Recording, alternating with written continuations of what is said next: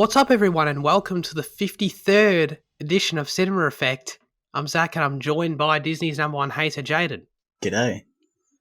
Congratulations on hosting last week. Right. You did a great job. Nah, don't freaking know. I cringe every time I think about it. Do you? Yeah. Did you go back and listen? I did. And I was like... And you realised you did a good job? Nah, dude. I was like, everything I didn't want, everything I didn't want to sound like, I sounded like. I was like, oh, fuck, that was bad. Oh, no, it really wasn't. It really wasn't. Everyone should go and listen to it if you haven't. I'm sure that's exactly what Jaden wants right now. That's what I wanted to hear, yeah. And the Peacemaker, aka Fitzy, aka Liam. Hey, yes. I'll keep that one around until people start universally recognising the Peacemaker, you know, as a character, because no one really knows who he is yet, but he's gonna be big, I'm telling you. He's got an HBO show. Definitely. And he's John Cena, so that's really all that matters. Yeah. Anyway, ladies and gentlemen, this is Cinema Effect. It's a podcast where we review and talk about a different movie every single Monday. Find us on YouTube, Spotify, Apple, Google Podcasts, Amazon Music, everything. Subscribe, rate us, visit ratethispodcast.com/cinema effect. Give us a 5-star review. I'll read it on the show. Haven't reminded you of that in a while, but please do. Couple things. Thank you very much for voting in our Instagram poll for this month. And I pulled it out again, ladies and gentlemen. I did it again. I'm so happy. Had this been the week I had gone for anything other than Parasite, I reckon I could have won it, but because I went for that. I don't think it was Parasite. No, yeah. Dude, Australia's... I really don't... I think you're overestimating Australia's weight. Nah, it's the votes for a lot of people are, our friends and stuff, Australia, so... all the Australians came together and voted Australia, pretty much. It was all on national pride. Thank you. That was always my logic. I had some doubters in this call last week, but hey. But is this really fair? Because like you're metagaming now. You know, you're working out our target audience. You're not going just based off like merit of the movie and shit. I mean, like, I don't think this is fair. I think we need a recount. A recount. A recount. Oh my god! You know, because I actually didn't know this. You can like see. Fitzy knew this. I'm sure you can like see who voted for what. Yeah. So do you want to go and like take a look at the list and start appealing to everyone who voted for Australia and try to win them back over? Some sort of political thing? I'm sure there was a Russian interference in this. Probably, because yeah, they love Australia. Yeah. Anyway, thank you very much for voting, regardless of what you voted for. I won't think any lesser of you, even though I have already taken a screenshot of everyone that voted for Parasite, and we'll be noting that in the future. But also, I actually have a note here, no shit, that I took a few days ago, that says, get us to 100 subscribers. I was going to make a final push to get us there, but it's redundant because we're already there. We did it. We hit 100 subscribers. We deserve a round of applause because, you know, unless the algorithm, which just for no one understands how it works and for some reason just favours you, it normally takes a good year or two for people to get to 100 subscribers and then it cascades, you know, talking about the YouTube metagame, if you will. But so we've hit the milestones. Exciting. Thank you very much. Please don't unsubscribe because then they'll be lowered from it. You know, because we're right on the edge now. We need to start. I want to see us get to like 104, 105. Then we're in the safe spot. Then it's like, okay, we're there. Because if all it takes is now one unsubscribe and we're back in the 2 digits there, and that's scary. No, I'm going to unsubscribe. Oh my god. Then we get to 100 again. It's like, constantly achieving, Yeah, I know. Thank you for that. We appreciate you. And as always, we'd like you to submit your questions, thoughts, reviews for next week's film in the YouTube comments section, or send us a DM on Instagram. You write it in, we'll read it out. That's how it goes. Our specific question of the show next week will be, what is your favourite movie you studied in school? Let us know. Everyone's done a few. And I know we certainly experienced many in the glorious 360p quality, you know, on good old ClickView up there. So let us know what you studied and what you liked. This week we're reviewing Argo, which opened in the US on the 12th of October 2012. It was directed by Ben Affleck. The genre is a thriller, and the synopsis reads, acting under the cover of a Hollywood producer scouting a location for a science fiction film, a CIA agent launches a dangerous operation to rescue 6 Americans in Tehran during the US hostage crisis in Iran in 1979. People, what do we think of Argo? And, well, Jane, how long ago did you see it originally? I want to ask you that. Probably 2 years. Okay. Was this one of those ones that was just popped up on Netflix for you at the time? Or? Yeah, probably. I don't know. It's 2 years ago, Finny. I don't fucking log this in the back of my mind of use that later. So no, it's fair enough. I just wanted to know if you were like, I don't know, going on like a mission to revisit Best Picture winners or something. You don't know, maybe. I think so. Yeah, because this did win Best Picture at the Academy Awards, which is cool. But anyway, what do you think about it this time, Jaden? Frankly, I still like it. You know, I think my Middle Eastern history teachers aren't going to be too happy, but I do like it. I think there's a lot of great. I do think it's well written, well directed, well acted. I think the portrayal of the Arabs is something that you could call into question a bit, but I think it's mostly fair. I think towards the end it gets a bit comical and ridiculous when like they're chasing down a plane with police cars and shit. But you know, no, it's a movie I really like, and I think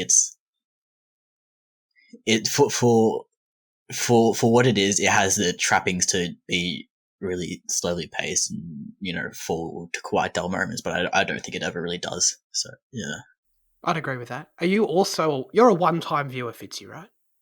Yeah. Tell me what you thought. I liked it.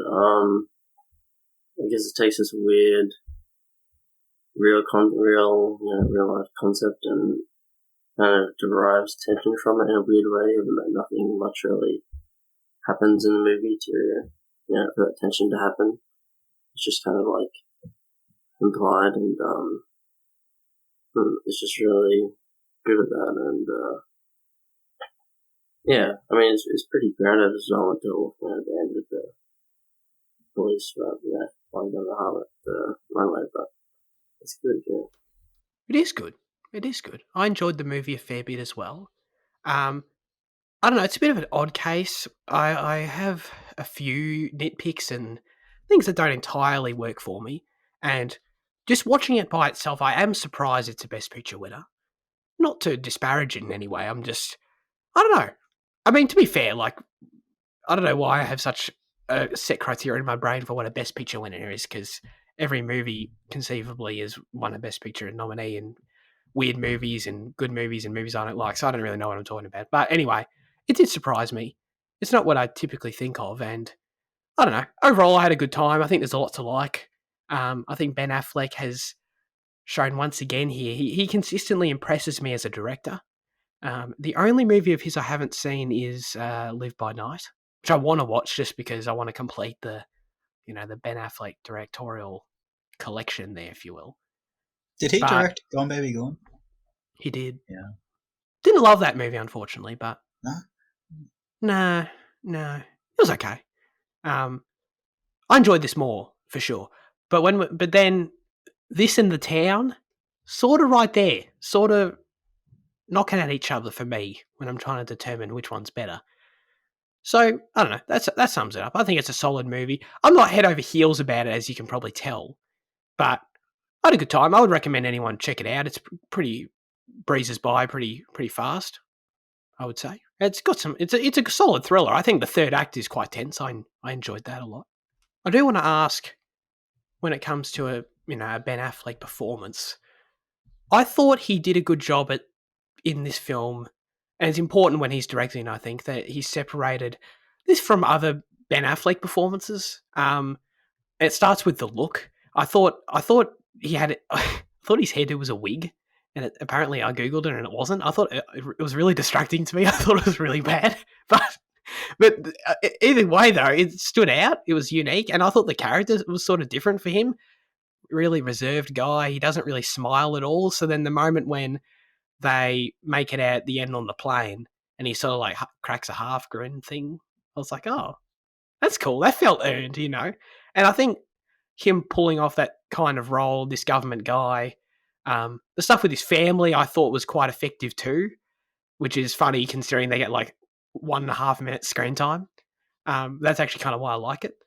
So, I don't know, have you guys got anything to say about Ben Affleck playing this this character Tony Mendez, who I'm probably never going to refer to as Tony Mendez again because I've just everywhere written Ben Affleck. But I thought it was a different role for him. I liked it. I mean, how different is it? I mean, like, he's still kind of playing action hero. But Yeah, with less action, I guess, so yeah. Yeah, that's a fair point. I guess it's a similar role in terms of being the lead of a story like this, of a thriller. That's certainly not something he's hasn't done before, but I think it was how he approached it. He was this reserved guy, and it was all intellectual. It was all operations and espionage and stuff that, but it wasn't any action. I just thought he had a certain demeanor to him that I quite liked. He seemed quiet. He seemed like whenever he was thinking about and having contact with his family, there was nothing overtly emotional about it. Like, he wasn't. The performance was quite subtle, I think, in that way. Like, I always got that he really cared about his family, and that was something that was really important to him and drove him, but never fell on the nose in a good way, I guess. So all these things I'm saying make it stand out a little bit, but how vital is Affleck to your enjoyment of the movie, Fitzy? I didn't really feel he was that different from other roles, but I don't know, I guess you're right now. I think that quite enjoyed, but it's weird. I can't really think of traits that he's had in other roles. You know, like I'm trying to think of, like, in Good Will Hunting, is like he's just a guy, you know, and in he's just a guy. That's fair though. He's very much a supporting character to Matt Damon in that movie, which is why the character is effective in that movie. But that's fair though. Yeah, I guess so. Yeah, I was having a look at his filmography, and like it's all like Batman, action. One Christmas movie randomly. Yeah, right. Yeah. Daredevil.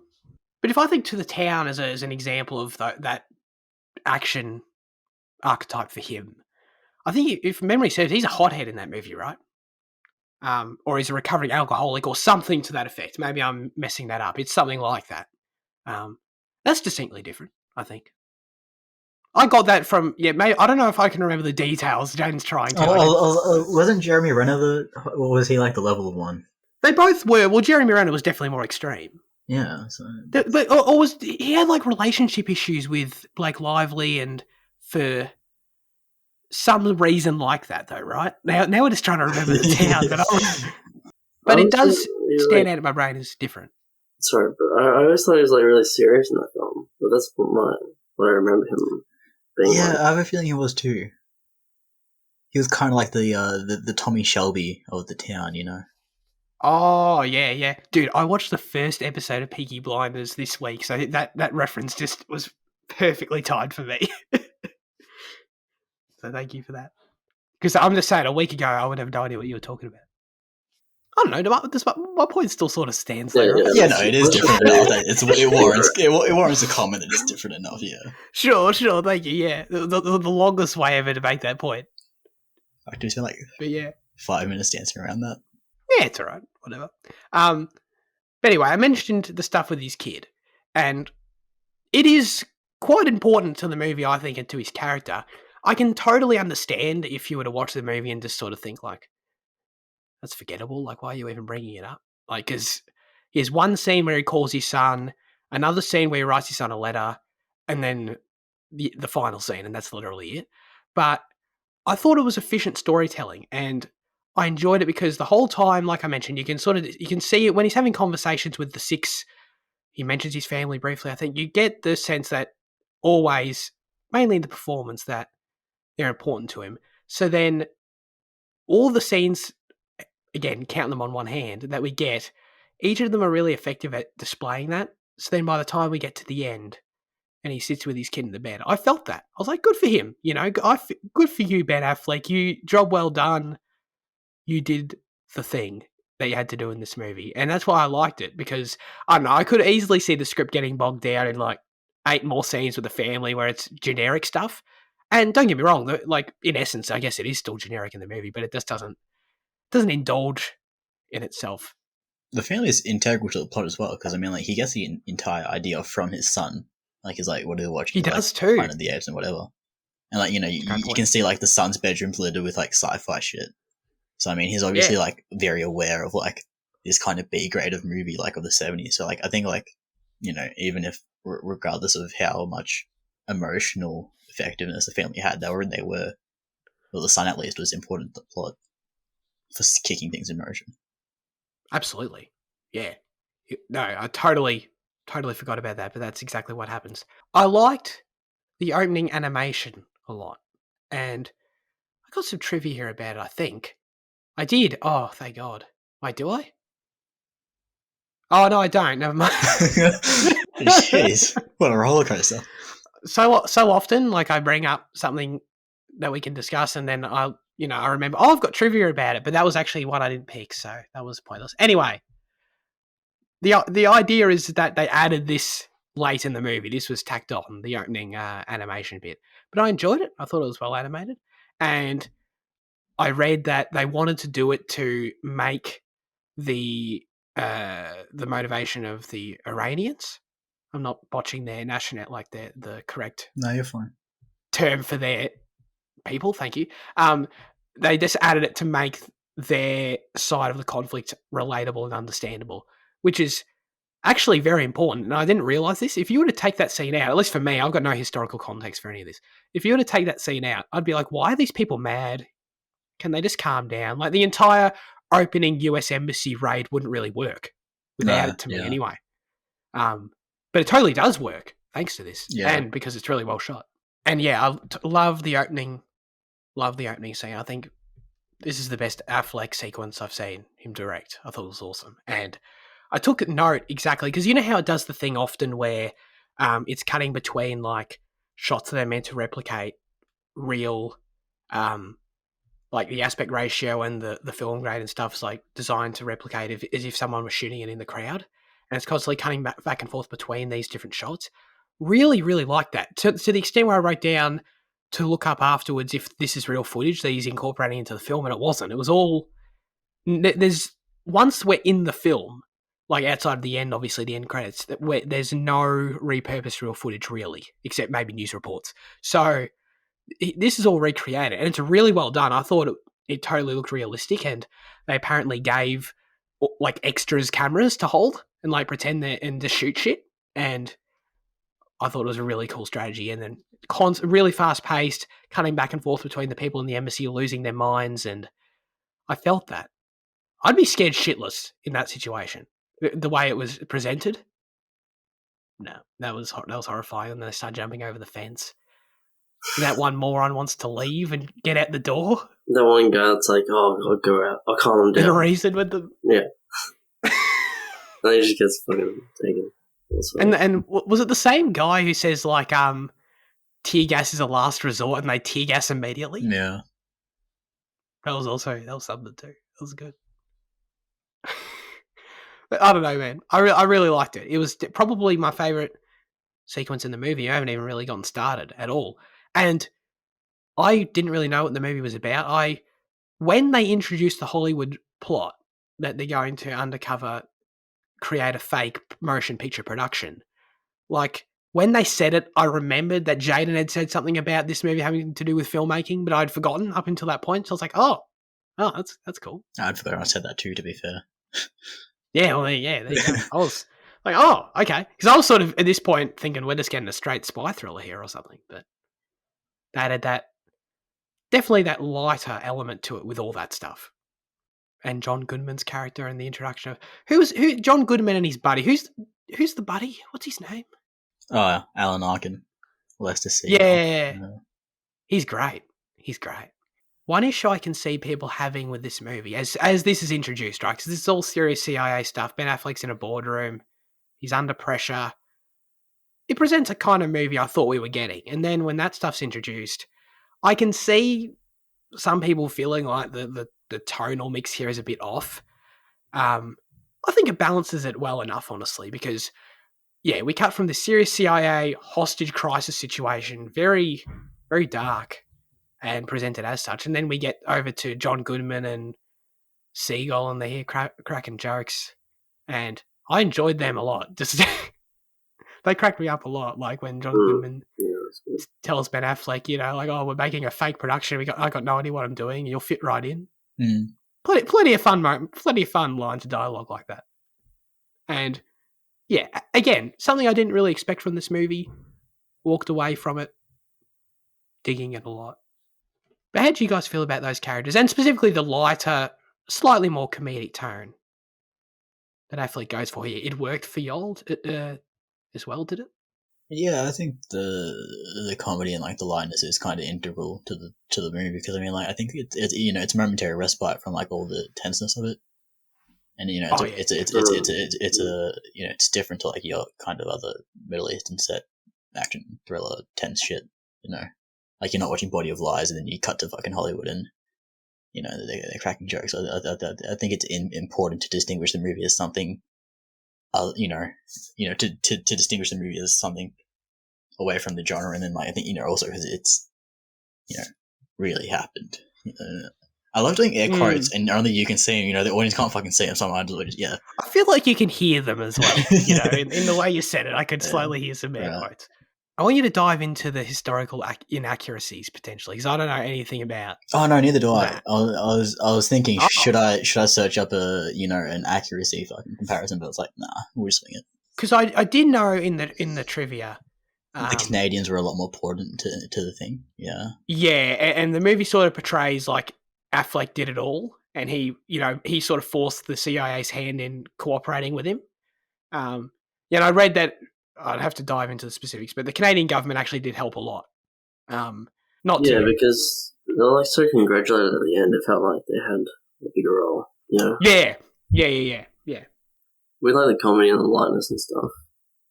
Like, I think if they placed that comedy within, you know, the actual country, within the actual conflict, it wouldn't have worked as well. But because it's this other side thing in, you know, in Hollywood, it's like it doesn't conflict as much, because there's a difference between having conflicting tones like this, but it works because it's like not, you know, it doesn't actually conflict with the tension, you know, in any way. The tension I didn't even think of that. In, you know, the country. It's not like it's mocking, you know, they're not having jokes with the actual people, so that's like, it doesn't make light of the situation, I guess. No. They create the structural and the geographical separation between the two. Like both. It like literally where the scene is geographically is like sort of affects and informs the tone of the scene, which works. Because, yeah, you're totally right. It's not like we're in Iran with Ben Affleck on the ground in a tense scene and there's a weird joke there or something. Like we always have time to sort of, you know, jump to another scene and get some John Goodman goodness. He's great, yeah.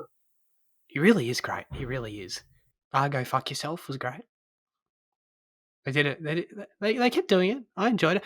It was, to be fair, it was mainly the first time when he's talking to the journalist, and the journalist is like, "Why is it called Argo?" It's like, oh, dude, I don't know. That shit was great. I enjoyed that. I guess to emphasize that point that we've been making about the tones and stuff, the only time I think the movie really does try and combine them, and I think it does it well, is in this interesting sequence that I took note of. It's when they're at the press event for Argo, the fake press event for the film, and you like follow this. There's this shot where you follow a waiter into the kitchen, and it's like you literally transition. Like the lighting actually transitions as you do it. Like if you're in the press event and it's like light and orange and stuff, and then you follow the waiter through the hallway into the dingy kitchen, and there's a news report playing. This is all one shot, and there's a news report playing reminding you about the hostage crisis. Everyone's still there. The 6 people haven't been found.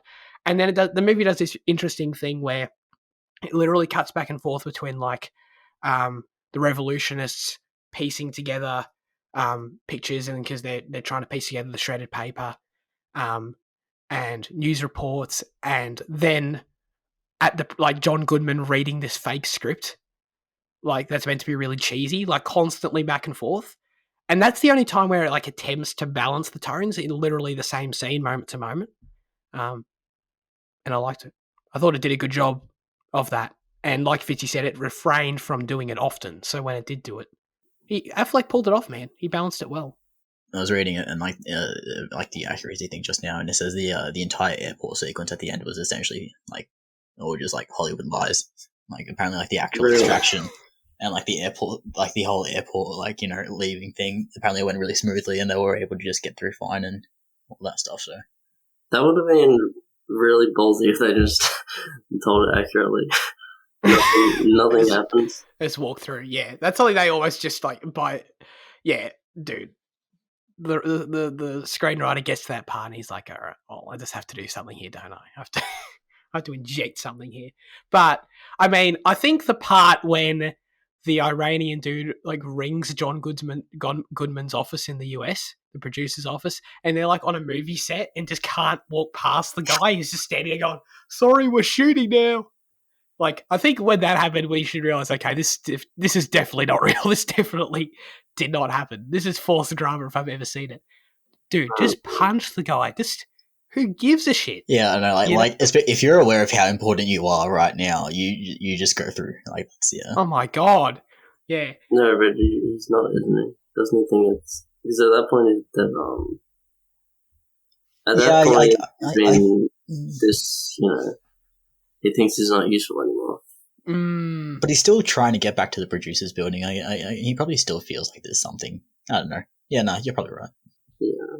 I don't know why they were forced to wait when they were resetting the scene. I mean, like, they literally reset the scene. That was their perfect opportunity to just, like, go through and, like, no, wait. Like, well, no, they're going to they're too quick at resetting it. It's like, bro, like, how long does it take to walk through? Like, honestly. We haven't actually talked about the key element of this story, which is the 6 US Embassy employees. They escape the initial... What would you call it? I keep calling it a raid of the embassy. Is that accurate? What is it? Like the hostile takeover of the US Embassy or whatever at the start of the movie. They escape it. Yeah, raid's probably acceptable, isn't it? I think so. Yeah, because that's what they do. They raid the joint. And the entire story, which is it's historically accurate in terms of this aspect of it, is that these 6 US people that work for the government end up having to hide in a Canadian ambassador's mansion in Iran because the revolutionists are hunting them and they're taking hostages and all that. I feel like the movie really tries, and this is probably just a Zach thing before I even say it. This is a Zach nitpick. I'm pretty confident it will be. But they definitely try significantly hard to make you feel like tense for these people, that their situation's really dire. They constantly emphasize how people are being hanged on the street. We get a few shots of that. They emphasize how the revolutionists are hunting them, and there's even one scene where like the journalists are about to leak their locations, and they're throwing in like every plot element at the wall here that's just trying to get you to feel like, oh god, these guys are really screwed. They're in a tense spot right now in a tight corner.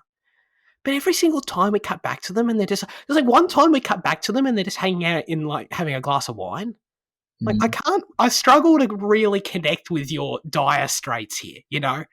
They're like emotional and they're upset. And obviously, don't get me wrong, if I'm in this situation, I'd be shitting myself too. But just from a story perspective in a film, I'm like, these people seem to be living the life here. Like, I'm not really. I wish we could have, I don't know, portrayed these characters in a way that sort of better painted their situation and how, if they're like hiding in the basement or something, you know what I mean? Which sounds sort of generic as I say it, but... Well, they were kept under the floorboards. Like, that's like when he tells them in that scene. Oh, they do quickly hop under the floor. But if they were there all the time or something, like introduce an element, right, where it's like, I don't know, there's a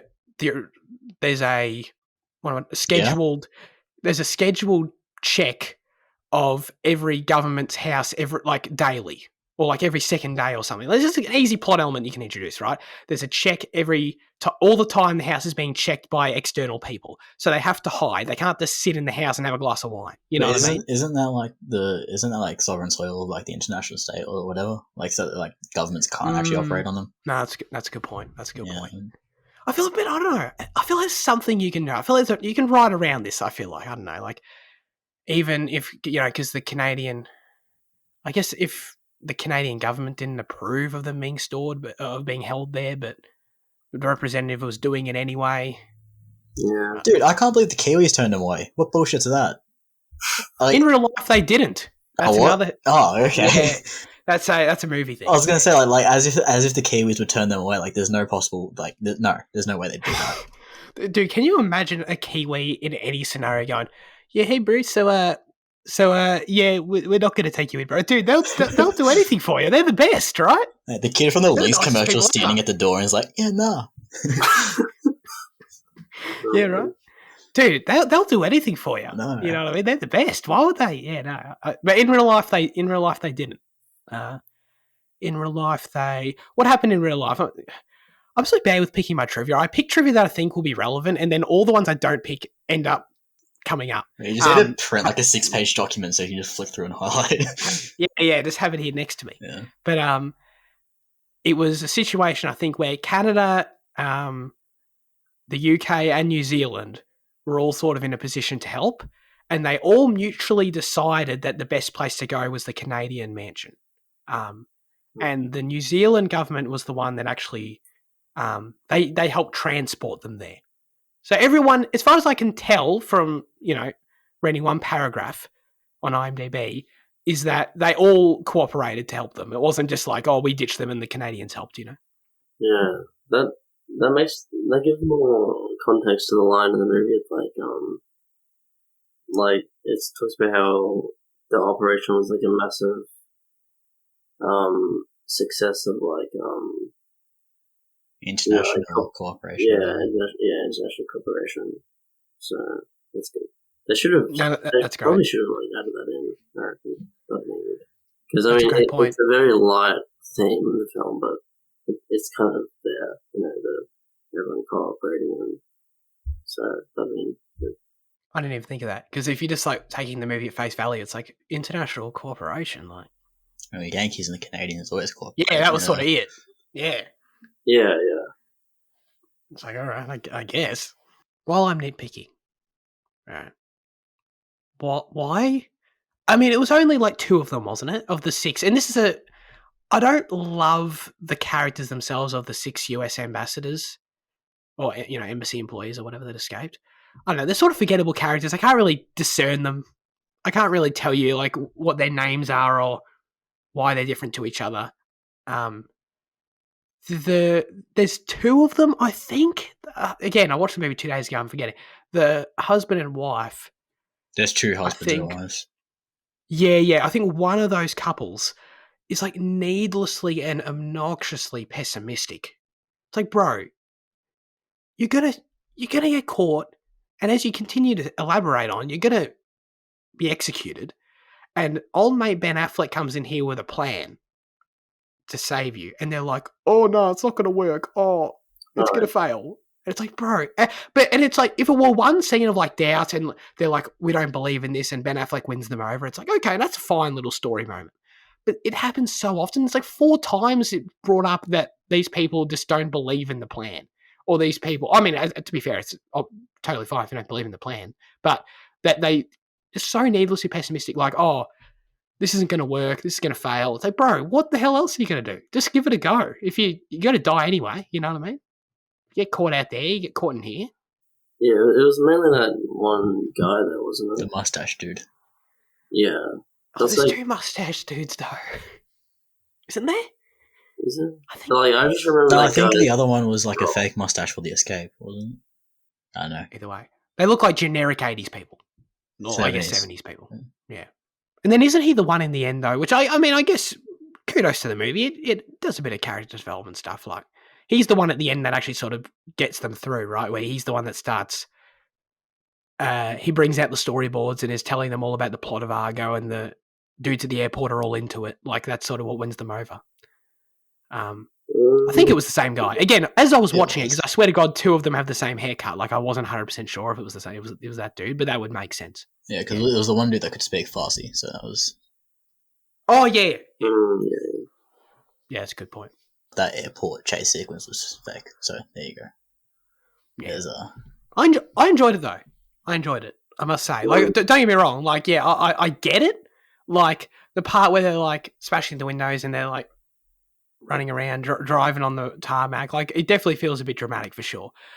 But I enjoyed it, though. I would genuinely, like, felt that they were Not that I was reasonably confident, given the nature of the story, they were going to get away. But I thought like they might have more complications, like actually taking off and stuff. But when they actually took off, and the moment where it's like, we have left Iranian airspace, I felt that it worked for me. I was Yeah, like, oh, but cool.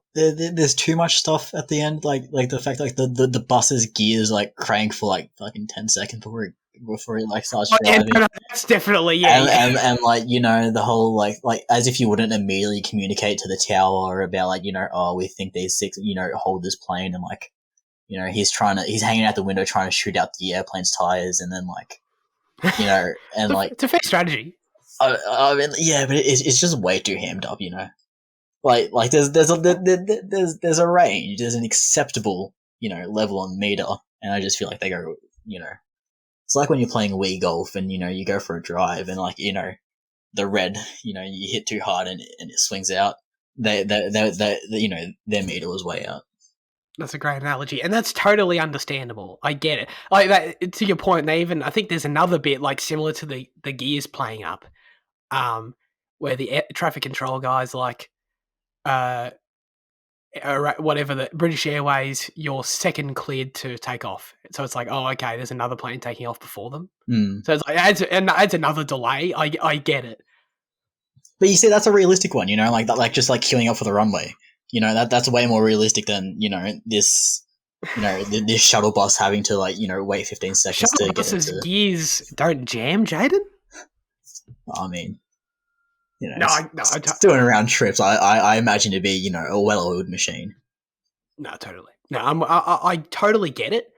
It's just that I think it's for me, just totally subjectively, it's an example of Hollywood hamming up straightforward tension adding elements working, simply because the desired effect is for you when they leave Iranian airspace to breathe a sigh of relief, and I did. And that's, you know, in terms of setting up and result, they did it for me. You know, totally valid criticisms though. I feel like we're being a bit more negative than I would have liked. I don't know.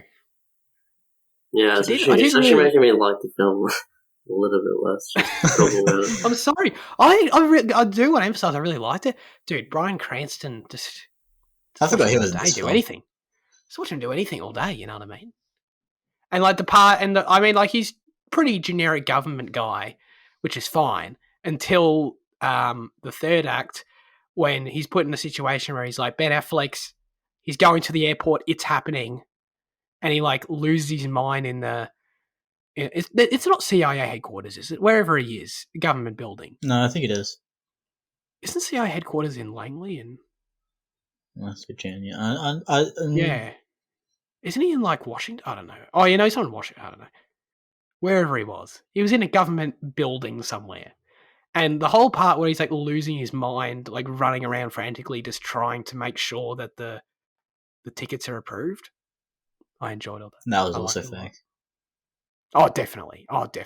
Yeah, there's no doubt. And then when, dude, no, the part that was real, Jaden, obviously, is when Ben Affleck got there and went, can you please process my tickets? And then the flight attendant does it and goes, oh, sorry, your tickets aren't approved. Can you do it again? Oh, now they're approved. Oh, thank you. That definitely happened, obviously. Hey, credit to, you know, the concept. Again, this definitely didn't happen to real Tony Mendez, but credit to the concept of real Tony Mendez having to do that, because Ben Affleck, he was just, can you imagine how you'd be shitting yourself if you were to get there and that would happen? And you've got no record of any tickets, and you just have to calmly say, "Oh, can you please check again?" Oh, you'd have to be losing your mind internally, right? Yeah. Wasn't there a dude getting dragged away while that was happening as well? I think there was. Yeah. Again, that's scary shit right there. Anything to say about the score? I mean, I feel like it was, you know, it wasn't a huge standout. It was generic at points, but it had a bit of a Middle Eastern flair as well. Yeah, describe that flair. Is that a fair thing to say, though? Would you agree? It had like some. It had a bit of that. It was a bit of Munich, like I guess. I think I might. Sorta. I can't remember that well. I think this movie's basically a shorter Munich. Yeah, I think that's pretty fair. It's a shorter Munich, with a comedic element added. And they're also not hunting Arabs; they're just rescuing the Yankees. Mm. So I mean, it's pretty different, but it's the exact same. So I mean, like,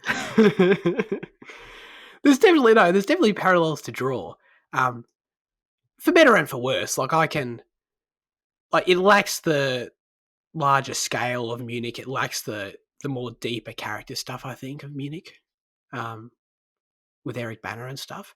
But at the same time, I feel like it's just more moment to moment enjoyable, for me anyway.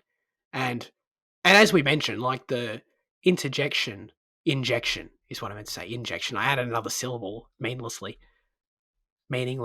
I can't talk today, people. I'm sure you'll realize I'm just like, there's words that I'm adding or subtracting syllables, but that hopefully people understand the word I am attempting to say in English. I feel like I've been way too hard. I don't know. I didn't mean for this. I really did enjoy the movie. I think You know?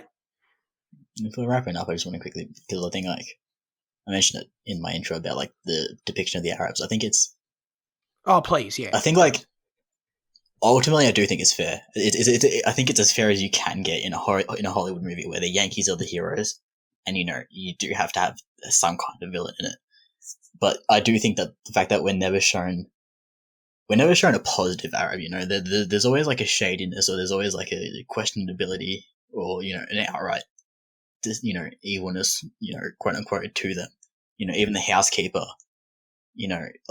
she kind of threatens to expose, and then she doesn't, but then she's punished for the fact that she doesn't, that she has to flee Iran, and like, so like even like the one kind of good thing where like the good Iranian was shown is punished and stuff like that. So like, and it's yeah, in terms of delicateness, I do think it handles it better than what a lot of other American productions can do. Because I mean, like, you can search up this thing on YouTube. I think it's called Real Bad Arabs, and it's just like a 6-minute compilation of like the depiction of Arabs in Hollywood, and it's really horrid. Like, it starts off funny, but then as it goes on, it's just really abhorrent.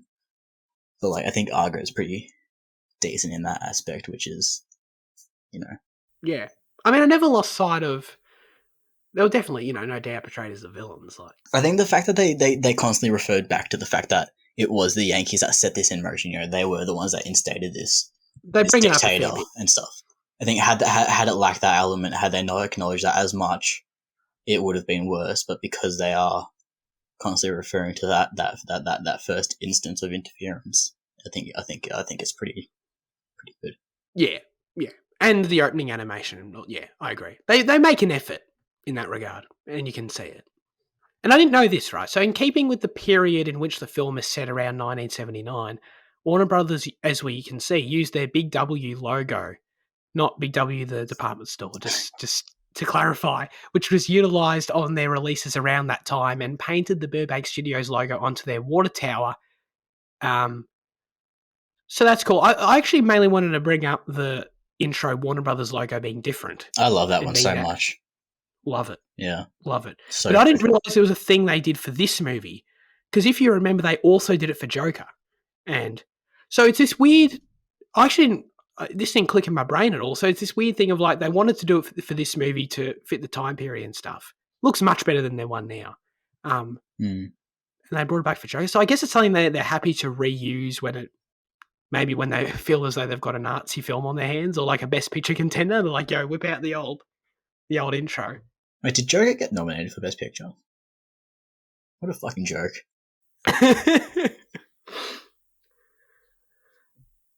Better than Parasite. All right. What is the Wait, what did you say? No, I didn't say anything. Why do you hate that film so much? No, I'm joking. Wait, what was the Argo logo that you're referring to? The WB logo?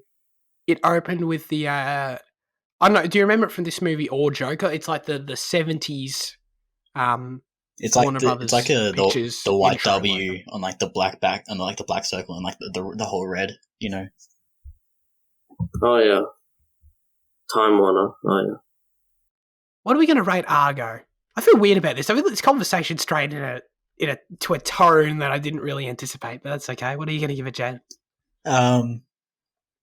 Yeah, I'm going to keep it with an 8. I think I gave it an 8 the first time round, and I think I'm going to keep it there. I think there's a lot of great. I think, I've let my quarrels be known throughout this conversation, and I think, we have kind of emphasized them a lot, but like I think it's just kind of, I don't know. It's easier to criticize a movie than it is to compliment it, isn't it?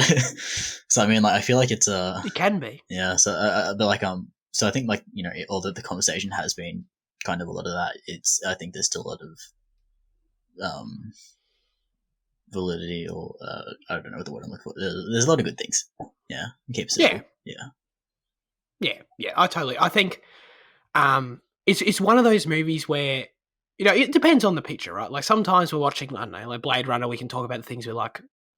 I'm definitely talking about 2049, by the way. The things that we like ad nauseum because they're very specific. In a movie like this, it's like we linger on my nitpicks and our nitpicks and things because, like, the things that we do like about it, at least for me, like, it's just, it was just enjoyable. Like, that was a funny moment. That was a cool sequence. Like just sort of things that you just sort of have to watch the movie. So I'll give it a 7. Sorry. No, you're right. I was just going to say, I think it's because we kind of got bogged down in the realism as well, so you're kind of constantly comparing to that and talking from that angle. Sorry, I'll let you continue. No, I totally agree. Yeah, so I'll give it a 7. If you haven't seen it, I definitely do recommend watching it and ignoring some of our nitpicks. But I think the nitpicks are also valid if you've seen the movie, you know. So anyway, Fitzy?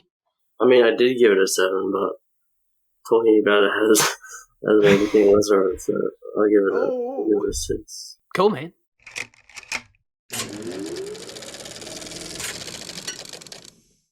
All right, well, that was compelling. Let's get into news chat. Look, there's not a lot. There's just a bunch of trailers. And I have not discussed with my two wonderful co-hosts here what they've watched. So I'm going to throw out trailers and we'll see what sticks here with what's worth discussing. So, first of all, Space Jam, a new Legacy trailer. Oh, yeah, I watched that one. You watched that one, Fitzy? Oh, not really. I was in a bit of it, though. You say 43 seconds? I saw someone else watching it, so, yeah. Oh, sick. Okay, all right. I did watch this one. I don't know why, though. Oh, no, I know why, because it came up as an ad. And so it was one of those situations where it's like, I would not seek out this video, but now that's in front of me, I'll watch it, you know. So, I did that. What do you think of it, Jen? No, I really don't. And do you have any connection to Space Jam? No, I don't like. I mean, like, the original Space Jam's fine. You know, it's funny. Cartoons of fucking people interacting. I really don't care about it that much. I don't like basketball. In fact, I hate basketball. I think it's a dog shit boring sport. So I mean, like, yeah, in terms of that, I really don't care about Space Jam. So, like, I don't care about this. Number 2, I don't care about any kind of melodrama between the dad and the son. And it just looks like a modernization of, like, a kind of blend of Wreck-It Ralph and Space Jam. And I don't really care at all.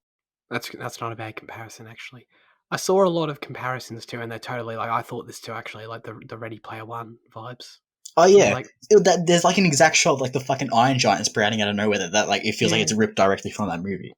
Did they just like put Spielberg's movie in a timeline and just pull it? Like, yeah, dude, I've never liked Space Jam. Never done anything for me whatsoever. I mean, this movie like looks pretty. You know, I appreciate that they seem to be like doing a hybrid stuff with 2D Looney Tunes, Bugs Bunny, and then putting them into 3D CG as well. I kind of like that. I don't know. Is LeBron James a good actor? I don't know. I'm sure he'll probably do fine for what this is. He's not having to deliver a Academy Award-winning performance, so he'll be right. Yeah. Who knows? If Joker can get nominated, this probably can. Oh my god, ruthless. But yeah, I don't know, man. It's just weird. Like, so it's this like intergalactic basketball tournament. This is probably what the first one was about too, but I never liked it. So I can't remember. So like, and like the Iron Giant's there, and like, what is Master Chief there too? Like he's in Ready Player One. Like, you know what I mean? Like, what are the teams here? Well, yeah, that's the thing. Because in the original, isn't it Michael Jordan teams up with the Looney Tunes to defeat like some like Space Devil or some shit? I think so. Yeah, and then this one's more like an actual. It's like a round robin tourney, you know. Yeah, and to be fair, I actually like the idea of that better. That sounds more enjoyable. Like, if you've got a team of like Powerpuff Girls in there too, I just randomly thought of an example like that, or like another franchise IP basketball team that they've got to face. It actually sounds pretty enjoyable. I just didn't really get that strong of a vibe of that from this. I'm just going to take this opportunity to talk about how Looney Tunes Back in Action is a good movie. Oh yeah, I saw you. Better than Space Jam, and it's a good movie, dude. It's funny and it's an underrated classic. It's great. It should be the cult status that Space Jam should have, it should go to Back in Action because that's the real winner. I've never really found the Looney Tunes funny in any capacity. Oh, get fucked. Like they're like I appreciate like the recurring gags, you know, like I appreciate the Roadrunner and you know, like he's always in similar situations, and I appreciate Tweety Bird because he likes cats like me, you know, so I connected with him on a personal level. But like that was a joke, by the way. I definitely don't. So I don't know, but everyone likes the Looney Tunes though. Like people think, and then you've got I'm pretty. and you got not Donald Duck in there too. He like he's got a weird voice. I'm sorry, Fitzy. This is a roundabout way of what I wanted to say is that I trust you on Looney Tunes Back in Action. Okay, like I'm just saying like it's not a situation where it's like, oh, I love the Looney Tunes, so I need to see this movie. Is it for someone like me? Well, I still enjoy it. Like I've got no, I mean it's mainly just a nostalgia thing for me, to be honest. But okay. It is a good movie. Okay. Dude, I'm going to make a 3-hour supercut of like the best of Looney Tunes, and I'm going to send it to you, and you're going to have to watch it all. Oh, no. I'm going to have, you know, Speedy Gonzales and, you know, all of them, you know, not just Bugs Bunny, but like the whole shebang, mate. We got more trailers, people. We got Loki. Anyone watch this trailer? Oh, yeah, I did. Terrific. Oh, thank you. I didn't watch I watched the first one. I didn't watch this one. There's been 2. Yeah, we brought it up, I don't know, when was it? Like 5 months ago, and I was the only one that had watched that one at that time. Yeah. It was good. Who's it going? Oh, yeah, Aaron Wilson's in this, I think. He's like... Yeah. He was good in it. Yeah, it looks very comedic and fun, I guess. Doesn't always take it too seriously or anything, so... Yeah. Could be good. If I remember correctly from the first trailer, it got pretty wild in terms of... Like, the story seems like it's going to be nuts, like, dealing with, like, going out there with multiverse shit and being totally insane. Is that the vibe that this trailer gave you? Yeah, kind of. There was, like, a scene where I think he was, like, dressed up as John Wick or something. That's sick. I don't know if that was actually what happened, but it was, like, an action... God. It was, like, an action scene or something. John Wick is in the MCU? Well, isn't Keanu Reeves going to be playing a character soon? That's the rumor, yeah. What's Kraven the Hunter? Is that its name? Is that a Marvel character? Yeah, but was that the one? Yeah, because I thought it was attached to. Wasn't he attached to Moon Knight as well? Oh, Oscar Isaac is Moon Knight. Oh, right, yeah, I forgot about that. All right, let's get into our highlights of the week. Fitzy, what have you been watching? Finally finished The Wire. Finally finished it. Whoa! Yes, yeah. Congratulations. No. I mean, no, I agree with what everyone says about it. It's amazing with masterpiece and everything, and it just takes a lot of effort to actually watch it because, like, the show never holds your hand and there's a lot going on at the same time, especially as you go further along because each season adds a different like layer to what you're following. So in the first season, you're following the drug war with Stringer and Avon's crew, who played excellently by Wood Harris, and Wood Harris plays Avon Bucks and Idris Elba. Also, it's amazing how many people. There's like no one from America in the show, or like no one from Baltimore, and they all do like amazing accents. It's awesome. And then the second season is a bit of a detour, but what it adds to the show is ultimately really great. It adds like this like influence from higher authority, like economic angle, which is still in the first one, but yeah, it's also focuses more on the working class, which we don't see as much. And then it's like each season follows a new like kind of institution or like part of society in Baltimore. But like there's seasons like politics and then education and like but like all that sounds really dry, like it's like this big study of, you know, Baltimore society, but like it's really great what it does, and just alone without all that stuff, all the thematic stuff, like I mean, the characters and character arcs, it's like, they introduce a whole series of this whole friendship of characters in the start of season 4, and they're like some of the best characters in the show. It's like, I mean, yeah, it's just amazing. The writing is like incredible on the show. So I'm sure it's great, but I'm not going to lie. Yeah, as you know, I've watched the pilot and I already found it hard to follow. Am I doomed? Is my question. It's hard. Yeah, it's hard to follow. You need like a lot of attention placed on it, but it's a very rewarding and satisfying show. Like the more you put into it. What have you been watching, Jaden? I watched this documentary called Koyaanisqatsi. It's, I don't know. I think it came on my radar years ago because it was like one of the top IMDb films rated. I only learned last year that it was a documentary, and then I only learned while watching it wasn't a documentary. It was just a fucking film reel. You know, there's no commentary. There's no kind of, you know, it's literally just a montage with music. It's an interesting watch, I guess, because like there is something oddly beguiling about what we're presented, but like it's just dogshit boring at the same time because it is just pictures. You know, and it's about like, you know, the destruction of nature and the imbalance of like, you know, our current human life, and you know, we're kind of start off by we're shown images of nature and like stuff like that, and then like, you know, progresses and, you know, technology takes over, and then like, you know, we're shown like, you know, like the development of that and shit, and like, you know, human effect and stuff, and like, you know, like the translation of the title is like literally like, you know, life out of balance. So I mean, like, it's very obvious in what it's saying. So like from like a visual storytelling point, you know, it's pretty good at that, but like, and like Philip Glass's score for it's, you know, it's pretty good, but like nothing changes the fact that it is just images on a screen. You know, it's like chucking like fucking ambience mode on your Samsung TV and like just playing that for an hour. So I mean, like, you know, it's, I get some entertainment out of that, to be fair. I mean, yeah, and that's the thing, like you know, you can enjoy entertainment from it, but like it's like it's hard for, like, you know, you have to have like fucking 6 PhDs in film to be able to like give this movie a 10. I swear.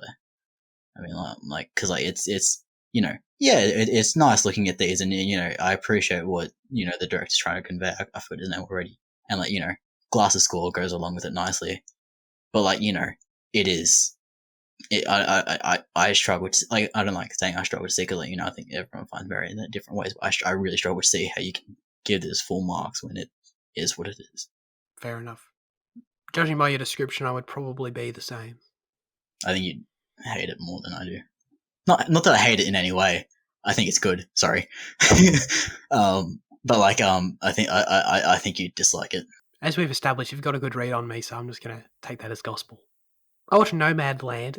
Fitzy, you've seen this, right? Yeah, I've seen it. This is a top contender for Best Picture this year. And I liked it. I want to talk to you about it because really, really interesting film, and it's one that Should I go? it's weird. No, won't be spoilers. No. Okay. No, I don't think so. I mean, Unless Fitzy wants to bring it up, but I've got nothing spoilery. like So. selling well. Not spoil the plot, but like, yeah, I don't know. You know, I didn't walk away from the theatre thinking it was incredible. It didn't particularly resonate with me in that way, from an enjoyment factor, from, you know, an emotional factor or anything. But I thought it was a really interesting film. I thought it was an insightful film. And it's a situation where, like, as I say, like, I didn't think it was like amazing or anything, but I didn't think it was great. But if it wins Best Picture, like, I can support that. I'll be behind that. You know, that's a choice I can totally agree with and understand.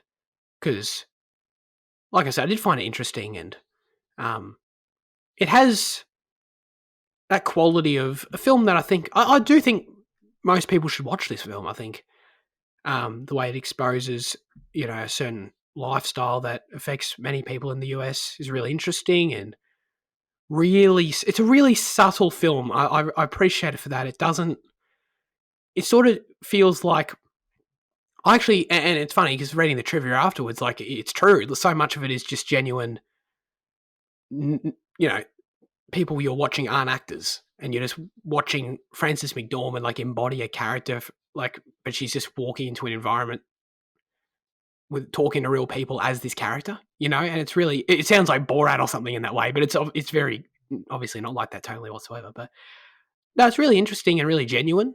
And the character stuff that is there and the emotional stuff that is there will resonate with different people differently. And it's a film that I think is very much just in its authenticity, throwing stuff out there at you, the audience watching it. Like, just look at these genuine moments we've captured, and you sort of take away from it what you will. Is sort of the most I got from it. And, you know, I didn't think it was the most memorable thing I've ever seen, but I enjoyed it. But how does that sit with you? I don't know, I kind of feel like the opposite almost. Like it's an emotional. Like, I felt sad watching the film, but I felt like the film didn't actually complete its purpose because it didn't help me understand like Fern's character or why she was led to make this decision to lead this lifestyle, or for the same for any of these people, because it portrays this lifestyle as so sad and there's no friends, no family kind of thing, and it really doesn't show. For me, it really didn't show the joys of what this can bring, you know. And it was very weird in that way. But like I was affected by like a lot of the moments, but again, it's like I feel like I was affected in a way. I feel like the movie should have, done something to sell the lifestyle a bit, or like show me the purpose behind why these people do this or whatever. Because I feel like the movie wasn't really insightful in that way, or it really didn't try to do any of that. So, which I feel like is what the movie was trying to do, or conceptually what it should be trying to do, but it was just kind of a big meh. Like it was kind of the motivations were just kind of shrugged off, and I do disagree with you, but I think it is. It's like I said. I think it is what you take away from it, because I personally did get that. I think it did a good job at showcasing what you're talking about. I think the way in which it's but again, it's subtlety. So like, you know, and but when I say that, I don't mean it's like, oh, you didn't get it or anything like that. I don't mean that at all. It's just from the way it chooses to present it is sort of in different ways. Like when we get the moments with no, this isn't. It's fine. We get moments where like real people explain their stories, and from that, that was totally enough for me to understand like these different situations that lead people to a path like this. And in that, like I totally get what you're saying in that it seems to present the lifestyle quite negatively and lonely and awful. And I totally get that. In my opinion, the way it presented it was that, but also balanced in the sense of I also got a sense of freedom from it. It's not a lifestyle I'd wish upon myself, but I did see positives in it, and through. I absolutely agree with what you're talking about, though. Like through the struggles, I saw positives in it, and elements of that resonated with me. I saw that I felt there were freedoms and that can come from, and the genuine relationships and the people you meet on the journey and the moments you have that resonate. I think there's enough there for that. There was for me anyway. Right. Well, I think there's moments. Yeah, there's only moments of feeling that freedom, and the score definitely helps you let it be coded in your video, or whatever I don't know how to pronounce it, but yeah, his specific song that he uses for this movie definitely helps in that. But like the actual thing that happens in the movie, like with the guy, yeah, this is kind of a bit spoilery if you don't listen to it, but like you know, like she develops this genuine connection with the guy, and then, you know, we kind of follow this plot line. It feels like it, you know, she's going to abandon him and all that, and that happens. And then, you know, these moments of freedom with him, these moments of like feeling this joy, like genuine, you know, the stuff you're talking about, it kind of leads to like her rejecting it and her loneliness, but then you never understand why she rejects it really, like to a full extent, I guess. Do you mean why she rejects staying at the house? Yeah, like why she rejects like a longer relationship with him or like staying with him, because that's implied as a choice. She can, stay with him.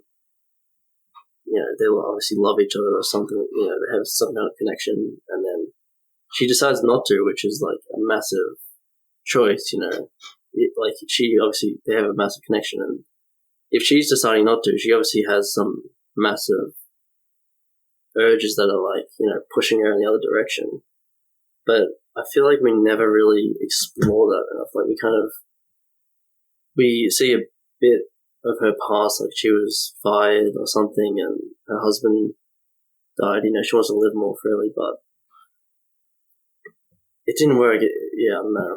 That's totally fair. I had the same thought. And I think that's an element where the vagueness might not work for some people. Although, to be fair, I think the scores are actually higher than what we think it is. So maybe I'm wrong about that. But for me, it was just I was the way in which her grief was conveyed is what I got was the answer to that question for me. And specifically the final shots of the film and her returning to the house, I took it as a grief thing. She was grieving and she couldn't bring herself to move on until the end. That's how I interpret it. But it was, yeah, I understand. I felt like she would be happier. It felt like in any conventional movie, it's like move on for your grief, you'll be happier, and I kind of see that in that relationship. So it kind of didn't make sense to me. But yeah. But I think I could watch it again and enjoy it, because it is just kind of, the moments are pretty great and it's a pretty affecting movie. So it's still a good movie. So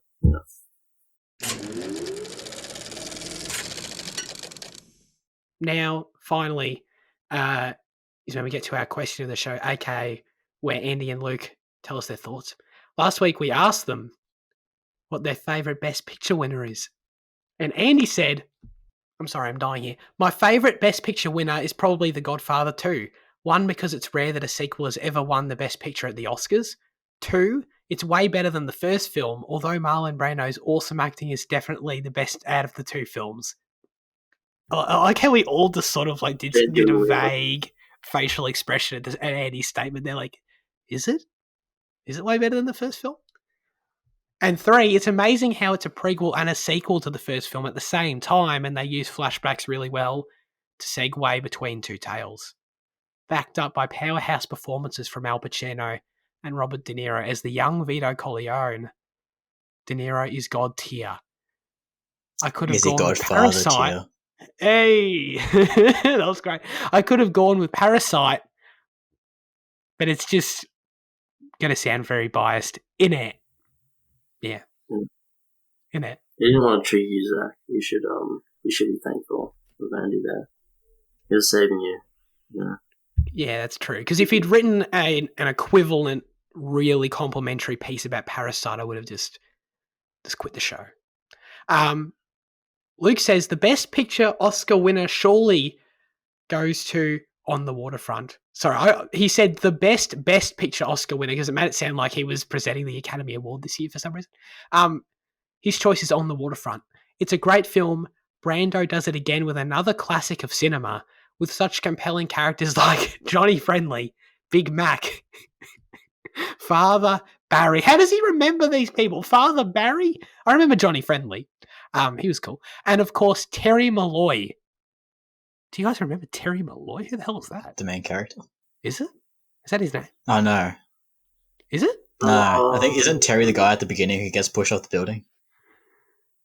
Oh.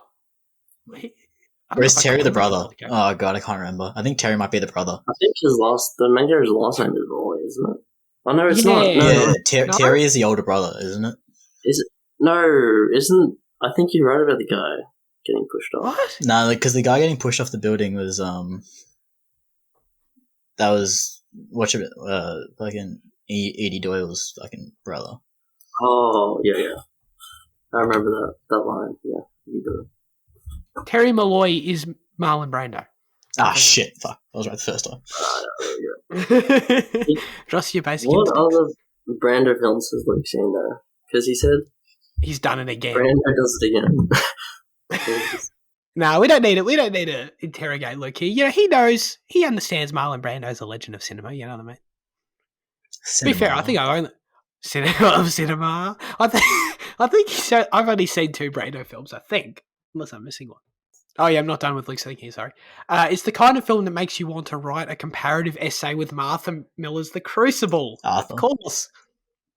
What did I say? Martha. I'm not even going to do it. I still have the DVD of On the Waterfront on my shelf. Oh yeah, what's our answers? Surprisingly, I like a lot of the Best Picture winners. I think there's a lot of great films there, but it can only ever really be All Quiet on the Western Front. Oh, that's a Best Picture winner. Yeah, it's just it's like I think I spoke like fucking like eight months ago about it. And like none of my feelings have changed. Like it's still like it's still like perpetually in my mind. It's such an effective and brilliant film, and just devastating and glorious, and just, you know, it's so poignant for even today. And I think it's just so fantastic from like what it is. It's you know, they're telling a war story from the German side. I mean, granted, it's adapted from a novel, but like, you know, for Hollywood to produce this kind of movie in the 30s is you know, really impressive. And I think how delicate it treats its themes, and how, you know, how everything is presented, and how, like, you know, I think post-war blues is really, you know, it's presented well, you know, although it's a war piece, and it's so fun. I really can't praise it enough. I think, yeah. Is it in English? Yeah. Cool, I like it then. It's black and white though. Oh, never mind. Fitzy, what's your Best Picture winner, bro? Mine is Amadeus, which is a film about Mozart. And Salieri is like his rival. And yeah, he just like watches Mozart, you know, fall and rise and everything, the whole movie. And the film has really good use of like diegetic and non-diegetic sound in terms of like using Mozart symphonies to carry the movie. Not carry the movie, but like, yeah. It's really great, the use of audio in the movie. And the cinematography is like a period piece, and it's really luscious, like kind of, I mean, not as good cinematography as Barry Lyndon, but kind of in that vein. You know, massive sets and designs and everything. And it's a long movie. It's just like really epic and long and kind of all of it. Oh shit, I've got to answer. Oh my god, this can go on so. This is what happens when I frame my tabs in a way where I can't see how long the episode's been going. We just go forever. I'm so sorry. My choice would be The Departed, because it's awesome and it's really fun and its characters are sick, and yeah, it's a cool movie, man. Mark Wahlberg's fun in it. You know what I mean? Dude, those ads have been so persistent lately. Mike Iceberg. Is that what it is? Is that what he is in it? The betting ad. Yeah, yeah. Yeah. Dude, it's best performance in like 10 years. I'm actually not gonna lie, right? Like, when I see that, and like, because it's obvious, like, he's just in a green screen in the US, it's like really impressive. Like, I'm genuinely astounded. Like is he? That's what you get when you get a Hollywood actor. Like, he's a genuinely good performance. Like, you have to do that, like, pretend you're interacting with people. It's pretty cool. Right? Anyway, that's it for this week's episode of Cinema Effect. Cheers, everyone, for listening so far. But Fitzy does have to tell us what we're watching next week. Oh, God. We're watching Australia. And that's on Foxtel, I think. Wait, hold on. Foxtel, I believe it's on Disney Plus. Yeah, Foxtel on Disney Plus. So, watch that if you want to watch a 3-hour, you know, Baz Luhrmann film. It's not 3 hours, is it? It's like 2.5 hours. Holy shit, is it really? Yeah. Oh my god. Wait to see how long it feels, though. It feels like it's 5 hours long. Okay, anyway. Yeah, check that out. I've never seen one of his films either, ever. No? So, didn't you watch... Give me my intro. Weren't you in media when we watched Romeo and Juliet? Is that the DiCaprio one? Did he do that? Yeah. Oh, okay. Nah, haven't seen that. All right. Yeah, I think Well, it's here in the... Oh, no. Great Gatsby. Yeah. Yeah, you got to watch Red Yeah. Gatsby. Okay. Actually, No, no, I don't. do. No, don't. 'Cause I don't want you to shit on it, and then. No. Do you think I won't like it? Yeah, I don't think you'd like. Actually, don't tell me that because you'll be correct. Whatever you say. No. Oh God. You know, after Australia, we'll gauge it, and we'll see. Okay. No, I'm excited. I'm excited for that. All right. Cheers, guys. Really appreciate you joining me. This has been a long one. It's been a fun one. We hope you all have a great rest of your week. Continue subscribing to the channel. Get us way beyond 100 subscribers, okay? As well as Now that following we've on hit other that, services. as Instagram, exactly. And Spotify. Exactly. And Spotify. And Apple. And Apple and Google. This one well and truly needs to end. Thank you very much. Have a great week and goodbye.